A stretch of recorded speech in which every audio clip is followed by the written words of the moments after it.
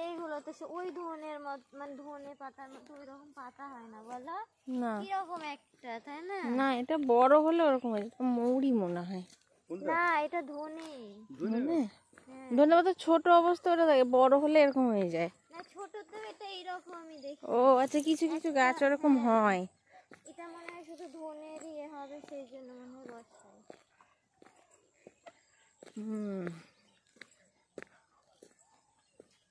আমি এটা বুঝতে পারি না, নিচ থেকে ভাঙে তো নিচে থেকে ধরাই নেই, তো ওটা পড়ে না কিভাবে?